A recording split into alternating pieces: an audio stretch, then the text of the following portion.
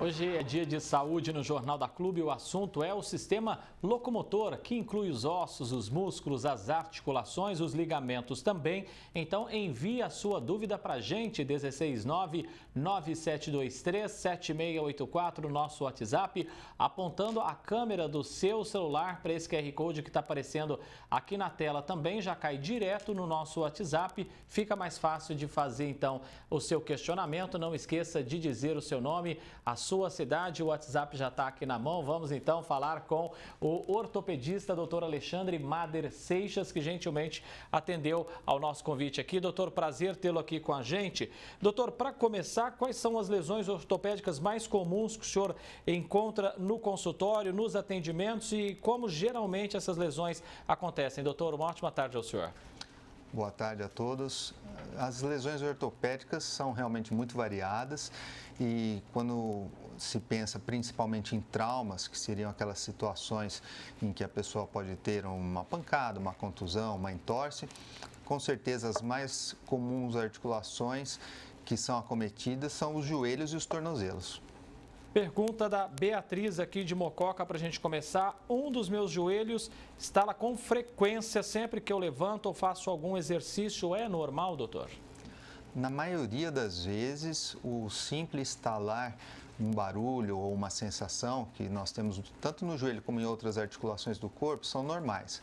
Porém, quando isso acontece juntamente com algum outro sinal ou sintoma, por exemplo, um inchaço, uma dor recorrentes, aí pode ser o indício de que alguma doença ou outra situação esteja instalada. Aí há a necessidade de uma avaliação, sim. O José Roberto, do bairro Monte Alegre, em Ribeirão, está dizendo aqui: meus dedos da mão são grossos. Disseram para ele que pode ser porque ele estala os dedos com frequência. Isso é mito, isso é verdade? E aí eu já complemento a pergunta: estalar os dedos pode causar algum problema, doutor? Não, aquele estalar corriqueiro, muitas pessoas até por ansiedade acabam fazendo isso com frequência, ele por si só não gera nenhuma situação pior ou de problema para as articulações. Porém, as mãos nós utilizamos com uma frequência muito grande, cada vez mais, inclusive, com o uso de celulares diariamente. E várias pessoas acabam ao longo da vida desenvolvendo um desgaste nas articulações dos dedos que, de forma visível, acaba sendo como o que popularmente se chama de um engrossar as articulações ou os dedos, até mesmo deformá-los. Mas isso é uma condição, na maioria das vezes, natural da vida. Porém, existem doenças reumatológicas que fazem isso de uma forma precoce ou de uma maneira que há também a necessidade de uma investigação maior de cada caso. A dona Maria de Lourdes, de Ribeirão Preto, escreveu para a gente aqui, diz que tem 75 anos, fez exames recentemente e o resultado apontou bursite e rompimento parcial no tendão do braço esquerdo. Tem tratamento ou o tratamento é só cirúrgico, doutor? Bem, provavelmente o que aconteceu com a dona Maria, o que ela deve ter tido foi uma lesão de um tendão do ombro. E isso também é uma situação muito comum, principalmente a partir dos 50, 60 anos de idade, principalmente nas mulheres que já têm uma fragilidade muscular natural maior do que os homens. E ao longo da vida nós vamos usando esses músculos e quando eles não são devidamente tratados e ao longo de toda a nossa vida, com as atividades corriqueiras, eles vão se enfraquecendo, gerando as eventuais inflamações, que são as tendinites, e até mesmo rompimentos ou inflamações da bursa, que é uma estrutura que nós temos não só no ombro, como em outras articulações também, que também pode inflamar. Normalmente o tratamento, a princípio, é o uso de medicamentos, analgésicos, anti-inflamatórios, fisioterapia, tratamento com acupuntura também e medidas gerais para a pessoa, tanto em relação à prática de atividade física, quanto de cuidados no seu dia a dia da utilização daquele membro. O doutor Alexandre Mader também é um especialista na área da medicina esportiva, né, doutor? E tem uma dúvida interessante da Karina de Brodós, que ela queria que o senhor falasse um pouquinho sobre a necessidade do aquecimento e do alongamento antes dos exercícios. Pode fazer o exercício sem alongamento, doutor? Isso é uma pergunta sempre muito comum, porque o alongamento ele pode ser feito, na verdade, de duas formas. como parte desse aquecimento pré-exercício mais intenso, que seria quase que um espreguiçar, aquele espreguiçar natural que fazemos quando, por exemplo, acordamos pela manhã, para soltar um pouquinho a musculatura, mas não o alongamento com o objetivo de, naquele instante, melhorar a flexibilidade do corpo. Porque quando isso é feito, esse alongamento é feito com esse objetivo e, portanto, de uma forma mais intensa, pode levar a uma situação de maior possibilidade de lesão durante a prática do exercício. E o aquecimento muscular e também cardiovascular, obviamente, é muito importante antes de qualquer prática esportiva mais intensa, exatamente para preparar o corpo para aquela situação e diminuir o risco de algum tipo de lesão. Pergunta do Tadeu, da Vila Seixas, em Ribeirão. Ele está perguntando aqui, doutor, o tratamento para dores no ciático. Quando tem crise, ele trava e aí fica impossível a mobilidade. O que se comumente chama de crise do ciático ou algo parecido, muitas vezes nem é culpa do nervo ciático. Pode ser, sim, uma lesão muscular, uma contratura muscular da região lombar e da coxa posterior, por trás da coxa, que simula muito a clínica, os sintomas de uma lesão do nervo ciático propriamente dito, que normalmente, quando ocorre, já tem, além da dor muito intensa, também uma perda de sensibilidade do membro ou até mesmo a sensação de formigamento. Mas seja uma contratura muscular da região lombar, seja um problema do nervo ciático, a princípio o tratamento sempre é o uso de medicamentos analgésicos, anti-inflamatórios, relaxantes musculares. Fisioterapia também seria uma opção, assim como a acupuntura, e mudanças de hábito de vida.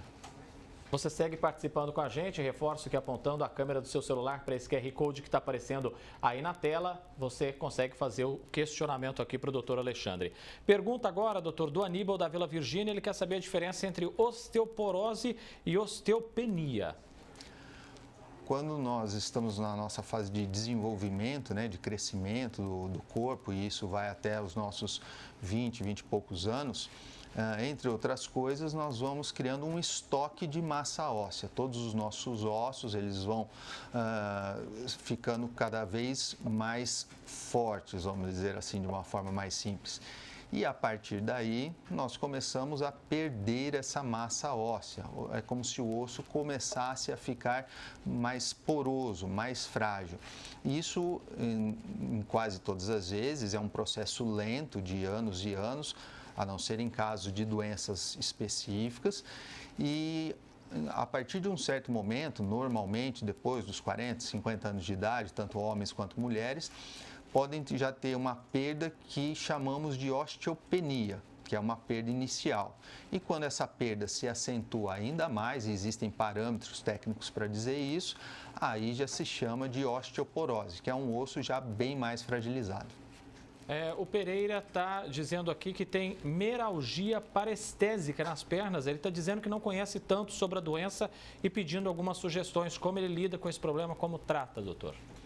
Sim, aí já é uma condição mais neurológica e é importante quando se tem um diagnóstico, uma suspeita de diagnóstico como esse, fazer uma avaliação com o neurologista, que sempre é o médico mais treinado e capacitado para definir se realmente esse é o diagnóstico ou, como os sintomas são muito comuns a várias outras doenças, se é algum outro tipo de problema, porque a definição da verdadeira causa daquele sintoma que a pessoa está sentindo é o que vai determinar provavelmente o sucesso ou não do tratamento.